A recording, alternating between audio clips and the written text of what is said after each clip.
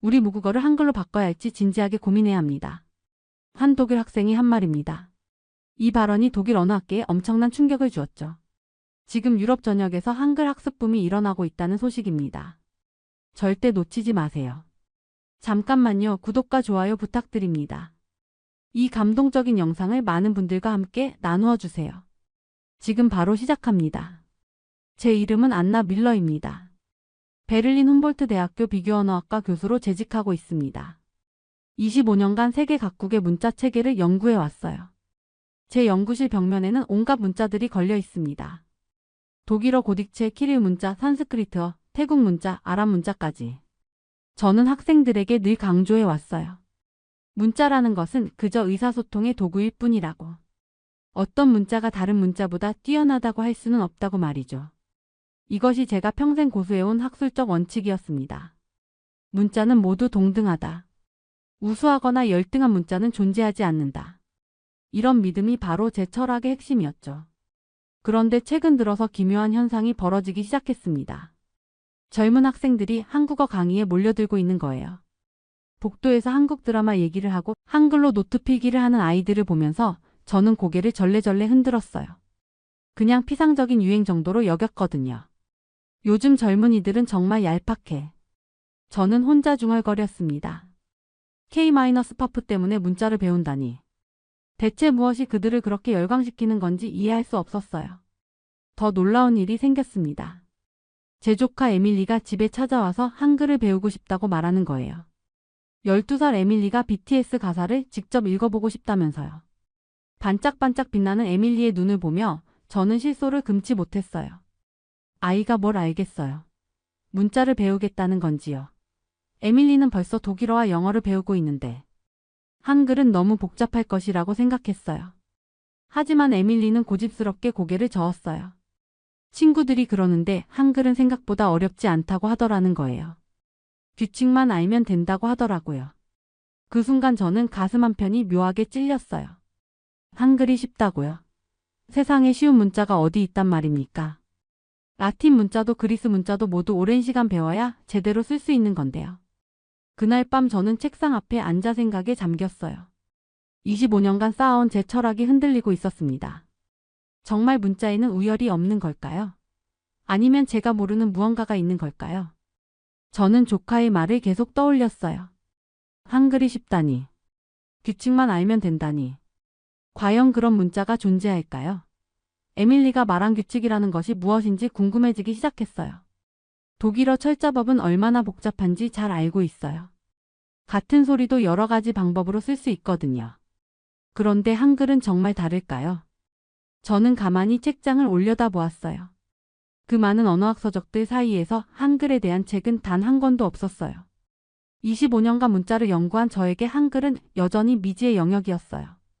며칠 후 저는 훔볼트 대학교 평생교육원 게시판을 지나가다가 발걸음을 멈췄어요. 한글 기초 강좌라는 포스터가 시선을 끌었거든요. 매주 목요일 오후 6시 누구나 수강 가능하다고 나와 있었어요. 처음엔 그냥 지나치려 했어요. 하지만 조카 에밀리의 말이 계속 머릿속을 맴돌았어요. 한글이 정말 쉽다고 했던 그 말이요. 학자로서의 호기심이 발동했어요. 목요일 오후 저는 마치 몰래 들키면 안 되는 일을 하는 것처럼 조심스럽게 강의실 맨 뒤쪽에 자리를 잡았어요.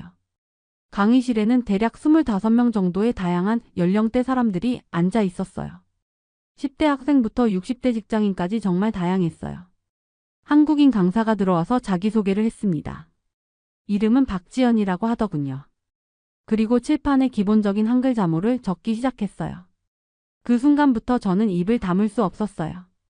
강사는 자음부터 설명하기 시작했어요. 기역 소리를 낼 때 혀의 위치를 설명하면서 이 글자 모양이 바로 그 혀의 모양을 본뜬 것이라고 했어요.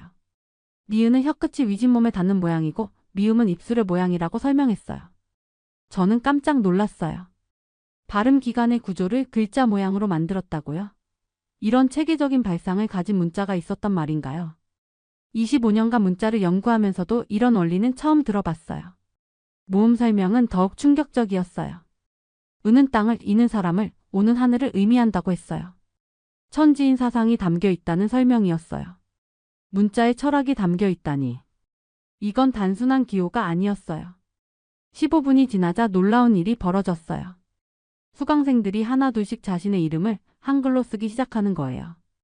안나, 한스, 잉그리드 같은 독일 이름들이 한글로 써지고 있었어요. 옆자리에 앉은 60대 남성이 저에게 말을 걸었어요. 은퇴한 엔지니어라고 하더군요. 그분이 미소를 지으며 말했어요. 이건 마치 레고 블록 같네요. 조각조각 맞춰서 만드는 거군요. 저는 그 말을 듣고 충격을 받았어요. 레고 블록이라니. 복잡해 보이는 한글이 사실은 간단한 조립 원리로 되어 있다는 뜻이었어요. 강사가 칠판에 더 복잡한 글자들을 적었어요. 하지만 수강생들은 당황하지 않았어요. 이미 배운 자음과 모음을 조합해서 읽어내고 있었거든요. 엔지니어분이 계속 중얼거렸어요. 이건 그냥 규칙이야. 이해만 하면 되는구나. 바로 그 순간이었어요. 저는 25년간 믿어온 제 철학이 무너지는 소리를 들었어요. 문자에는 우열이 없다고 했는데 과연 그럴까요? 한글은 분명히 다른 문자들과 달랐어요. 수업이 끝나고 집으로 돌아가는 길. 저는 온통 한글 생각뿐이었어요.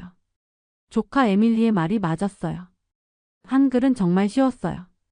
아니, 쉬운 게 아니라 논리적이었어요. 그날 밤 저는 잠이 오지 않았어요.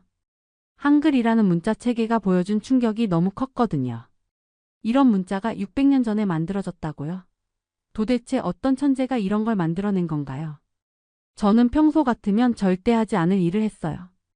인터넷을 켜고 한글에 대해 검색하기 시작한 거예요. 첫 번째로 나온 것은 세종대왕에 대한 이야기였어요.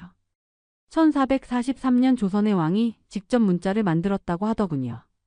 왕이 문자를 만들다니 이건 세계사에서도 극히 드문 일이었어요.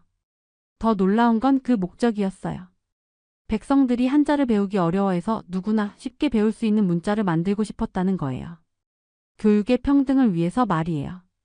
저는 화면을 멍하니 바라봤어요.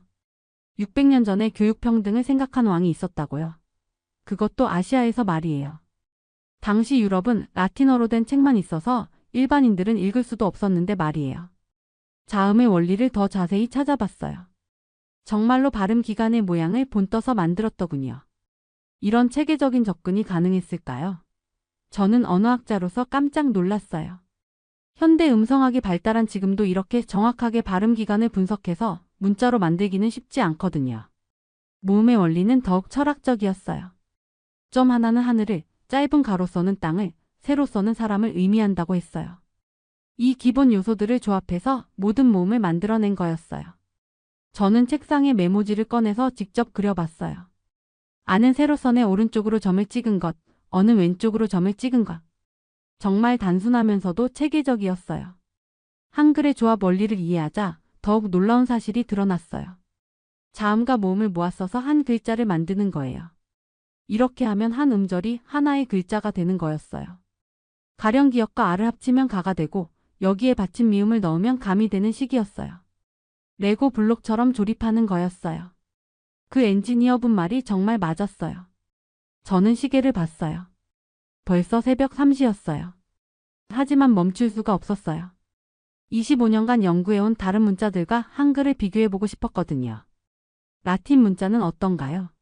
알파벳 하나하나가 소리를 나타내지만 그 모양에는 특별한 의미가 없어요.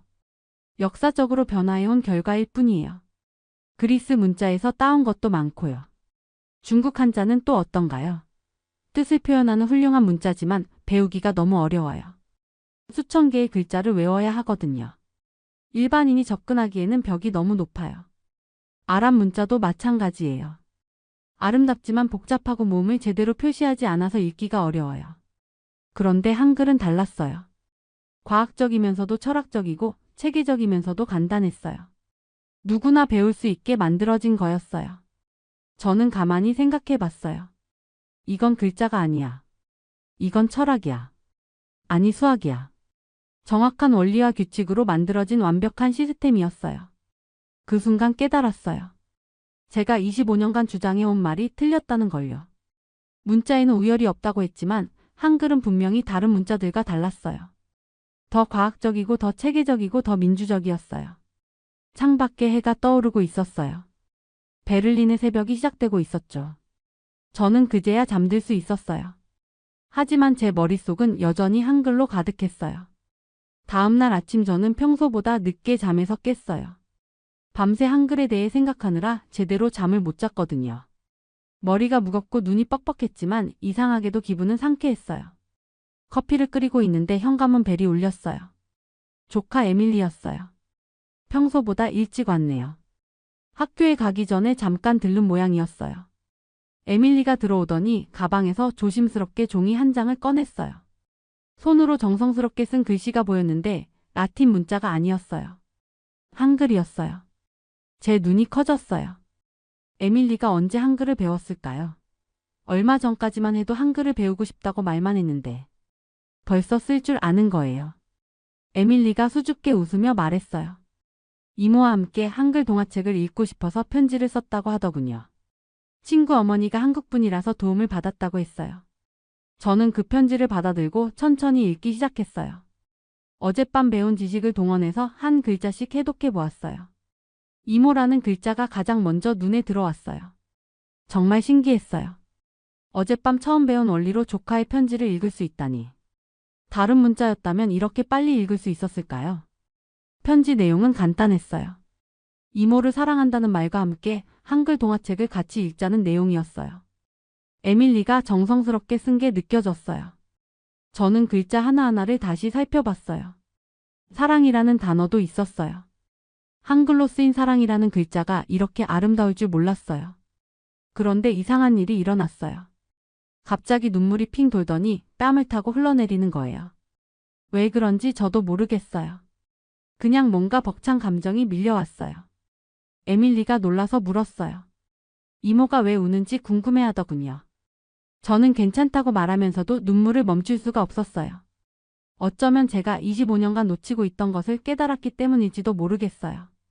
문자는 단순한 기호가 아니에요.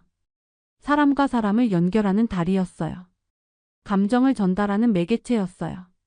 한글이라는 문자를 통해 조카의 마음이 제게 전해지는 게 느껴졌어요. 12살 아이가 쓴 서툰 글씨였지만 그 안에 담긴 사랑은 완벽했어요. 저는 에밀리를 꼭 안아주었어요. 그리고 약속했어요. 이모도 한글을 제대로 배워서 조카와 함께 동화책을 읽겠다고요. 에밀리가 학교에 간 후 저는 다시 그 편지를 펼쳐놓고 바라봤어요. 글자의 구조가 명확하게 보였어요. 자음과 모음이 조화롭게 어우러져 있었어요. 이때 깨달았어요. 제가 어젯밤 경험한 건 학자로서의 지적 호기심이었어요. 하지만 지금 느끼는 건 다른 차원이었어요. 인간으로서 한글의 힘을 실감하고 있었거든요. 세종대왕이 한글을 만들 때 꿈꾸었던 것이 바로 이런 것이 아닐까요? 신분과 나이에 상관없이 누구나 쉽게 배우고 마음을 전할 수 있는 문자 말이에요. 저는 가슴 한편이 뜨거워지는 것을 느꼈어요. 한글에 대한 제 생각이 완전히 바뀌어 가고 있었어요. 이건 단순한 문자가 아니었어요. 인간을 위한 문자였어요. 며칠 후 저는 놀라운 소식을 들었어요. 에밀리가 다니는 국제학교에서 한글 수업을 정식으로 개설하겠다고 발표한 거예요.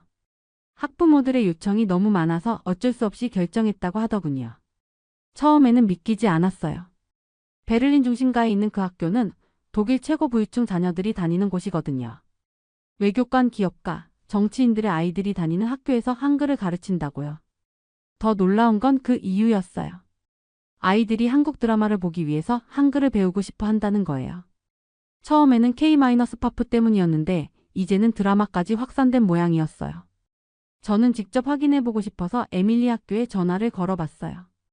교무과장과 통화했는데 정말 놀라운 이야기를 들었어요. 학교 전체 380명 학생 중에서 절반 이상이 한글 수업 신청을 했다는 거예요. 어린 초등학생부터 고등학생까지 모든 연령대에서 관심을 보이고 있다고 했어요. 교무과장은 더 흥미로운 사실을 알려줬어요. 한글을 배우는 아이들의 다른 언어 성적도 함께 올라가고 있다는 거였어요. 영어와 독일어 읽기 능력이 향상되고 있다고 하더군요. 저는 이 현상이 단순한 유행은 아니라는 생각이 들었어요. 분명히 다른 이유가 있을 거라고 여겨졌어요. 며칠 후 저는 더 놀라운 소식을 들었어요. 베를린의 다른 사립학교들에서도 한글 수업 개설 논의가 활발해지고 있다는 거예요. 심지어 유치원에서도 한글 프로그램을 도입하려고 한다고 했어요. 제가 아는 동료 교수 한 명이 전화를 걸어왔어요. 명문 사립학교에서 언어 교육 자문을 요청받았는데 한글 교육의 효과에 대해 묻더라는 거였어요. 저는 그 교수에게 제가 최근에 경험한 일들을 이야기해 줬어요. 한글 수업을 참관했던 일, 밤새 한글을 연구했던 일, 조카의 편지를 읽었던 일까지 모두 말해줬어요. 그 교수는 깜짝 놀라더군요.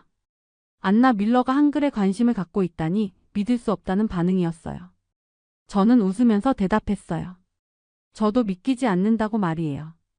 에밀리가 학교에서 돌아와서 더 자세한 이야기를 들려줬어요. 에밀리 반 아이들 대부분이 한글을 배우고 있다는 거예요. 처음에는 K- 드라마를 보기 위해서 시작했는데 이제는 재미있어 하고 있다고 했어요. 특히 인상적이었던 건 아이들의 반응이었어요. 한글이 다른 언어보다 규칙이 명확해서 좋다고 하더군요. 영어처럼 예외가 많지 않아서 배우기 쉽다는 거였어요. 에밀리의 친구 소피는 독일 유명 정치인의 딸인데 이미 한글로 일기를 쓰고 있다고 했어요. 또 다른 친구 막스는 외교관의 아들인데 한국 역사에도 관심을 갖기 시작했다고 하더군요. 저는 이런 현상을 보면서 깊이 생각해 봤어요. 이건 단순한 문화 현상이 아니었어요. 독일 상류층이 한글의 가치를 인정하기 시작한 거였어요. 하지만 저는 한 가지 우려가 있었어요. 이 아이들이 과연 한글의 본질까지 이해할 수 있을까 하는 생각이었어요. K- 드라마를 보기 위해서 시작했지만 한글이 담고 있는 철학과 과학성까지 깨달을 수 있을까요? 그렇다면 제가 할 일이 있겠다는 생각이 들었어요. 단순히 한글을 읽고 쓰는 것을 넘어서 한글이 가진 진정한 가치를 알려주고 싶었어요. 저는 결심했어요. 한글에 대한 제대로 된 연구를 시작하겠다고 말이에요. 학자로서의 마지막 프로젝트로 한글의 우수성을 증명해 보고 싶었어요. 그날 밤 저는 연구 계획을 세우기 시작했어요. 한글이 정말로 다른 문자보다 우수한지 과학적으로 검증해 보고 싶었거든요. 제 25년 경력의 마지막을 장식할 연구가 될 것 같았어요. 한 달 후 저는 베를린 교육청에 공식 제안서를 제출했어요. 제목은 문자 체계 비교 연구 프로젝트였어요. 한글과 다른 문자들의 학습 효과를 과학적으로 비교해 보자는 내용이었어요. 교육청 담당자는 처음에 의아해했어요. 안나 밀러 교수가 갑자기 왜 한글에 관심을 갖게 되었는지 궁금해하더군요. 저는 솔직하게 말했어요. 학자로서의 호기심 때문이라고요. 놀랍게도 교육청에서 제안을 받아들였어요. 독일 정부에서도 다문화 교육에 관심이 높아진 시점이었거든요. 더욱이 한글 학습 열풍이 사회 현상이 되고 있었으니까요. 연구 허가가 나자 저는 본격적으로 실험을 설계했어요. 다양한 연령과 배경을 가진 시민 120명을 모집해서 한글 학습 실험을 진행하기로 했어요. 참가자들은 정말 다양했어요. 20대 대학생부터 70대 은퇴자까지, 교육 수준도 고등학교 졸업부터 박사학위까지 천차만별이었어요. 직업도 회사원, 주부, 예술가, 상인 등 다양했어요. 실험 방법은 간단했어요. 매주 3시간씩 4주 동안 한글을 가르치고 학습 진도를 측정하는 거였어요. 동시에 같은 조건으로 아랍 문자나 일본어를 배우는 대조군도 만들었어요. 첫 주가 지나자 놀라운 결과가 나타났어요. 한글 학습자들의 진도가 다른 문자 학습자들보다 훨씬 빨랐어요. 대부분이 이미 기본적인 읽기를 할 수 있었어요. 2주 차에는 더욱 놀라운 일이 벌어졌어요. 한글 학습자들이 간단한 문장을 읽고 쓸 수 있게 된 거예요.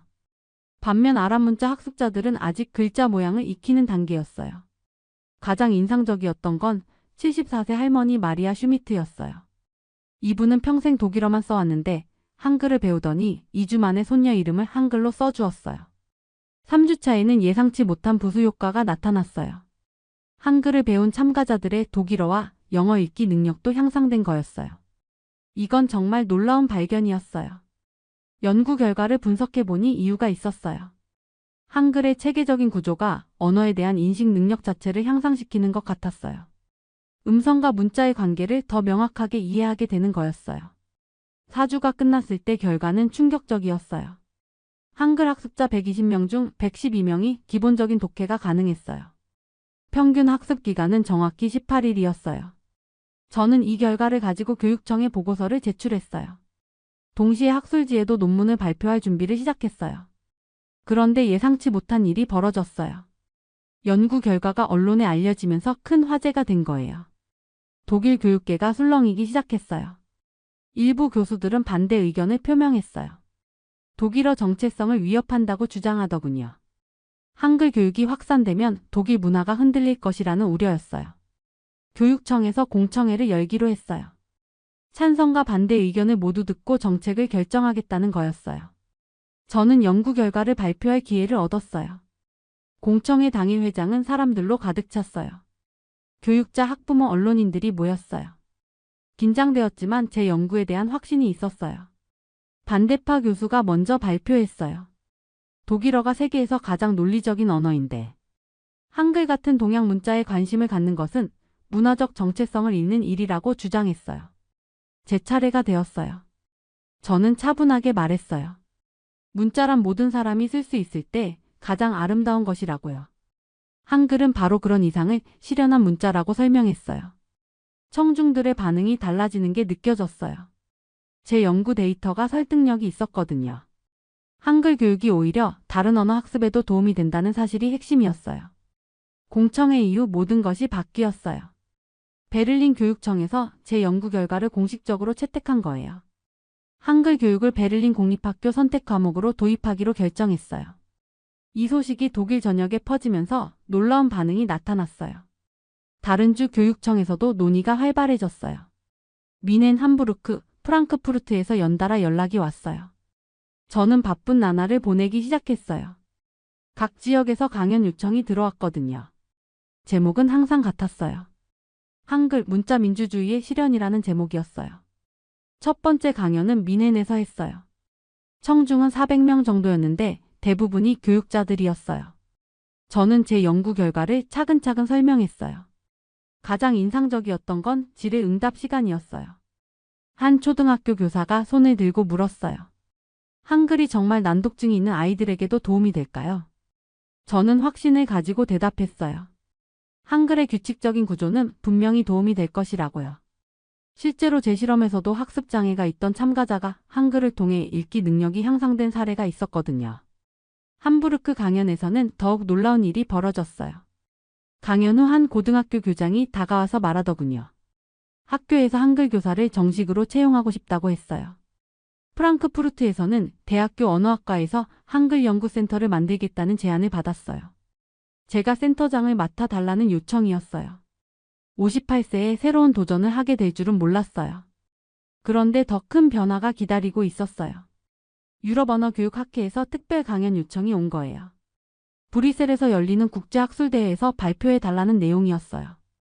저는 기대와 긴장이 섞인 마음으로 브뤼셀로 향했어요. 유럽 전역에서 온 언어학자들 앞에서 한글에 대해 이야기할 기회였어요. 강연장에는 600명이 넘는 사람들이 모였어요. 프랑스, 이탈리아, 스페인, 네덜란드, 오스트리아에서 온 교수들이 제 발표를 듣기 위해 왔어요. 저는 제 경험담부터 시작했어요. 25년간 문자에는 우열이 없다고 믿어왔던 언어학자가 한글을 만나면서 어떻게 생각이 바뀌었는지 솔직하게 이야기했어요. 청중들의 반응이 뜨거웠어요. 특히 프랑스의 한 교수가 질문했어요. 한글의 과학성이 정말 다른 문자들과 다른지 궁금합니다. 저는 자신 있게 답변했어요. 한글은 발음 기관을 체계적으로 분석해서 만든 최초의 문자입니다. 현대 음성학의 관점에서 봐도 놀라울 정도로 정확합니다. 강연이 끝난 후 여러 나라 교육부 관계자들이 저에게 접근했어요. 자국에서도 한글 교육 프로그램을 도입하고 싶다는 의견들이었어요. 독일로 돌아온 후 더욱 놀라운 소식을 들었어요. 독일 국립교육연구소에서 한글 교육 효과에 대한 대규모 연구를 시작한다는 거예요. 제 연구를 바탕으로 더 체계적인 분석을 하겠다는 것이었어요.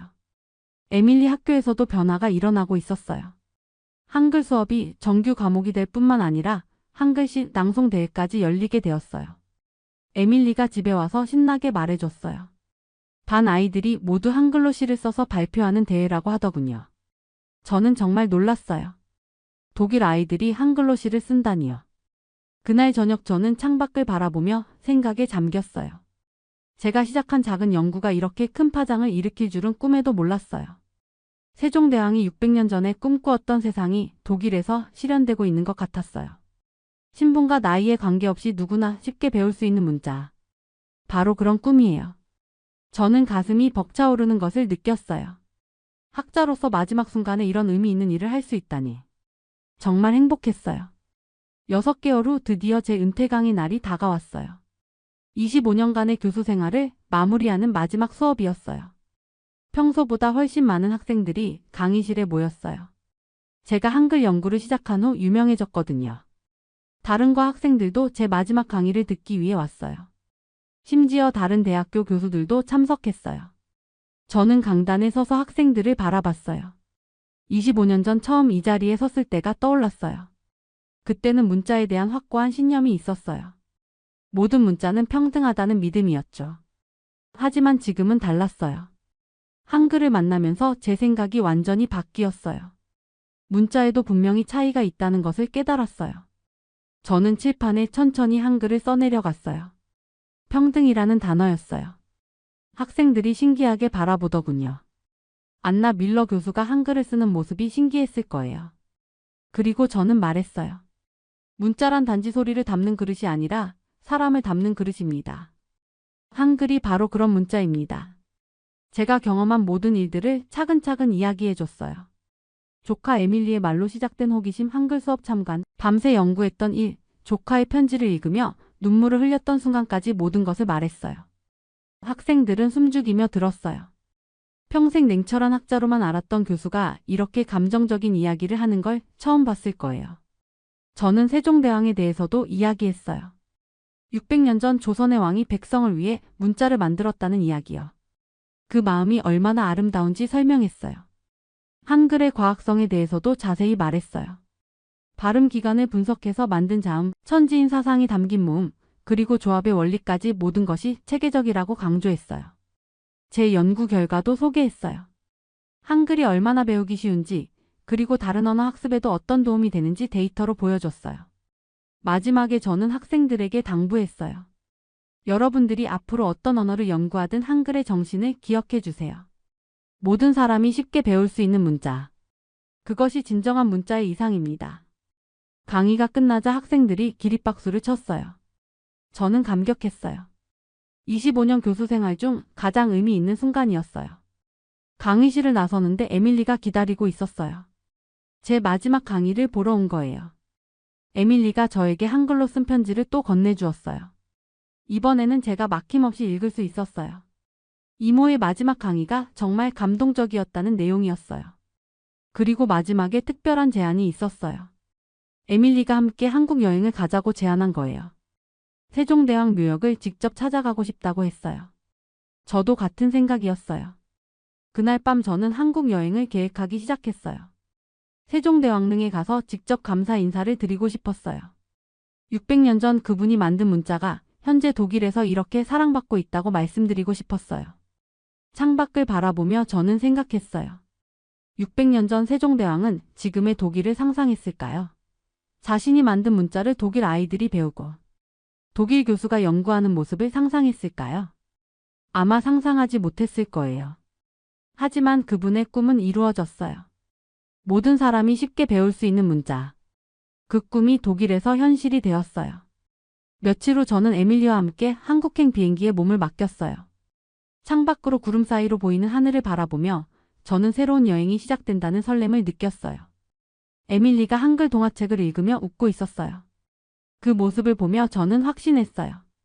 한글의 미래는 밝다고 말이에요. 이 아름다운 문자가 전 세계로 퍼져나갈 거라고 믿었어요.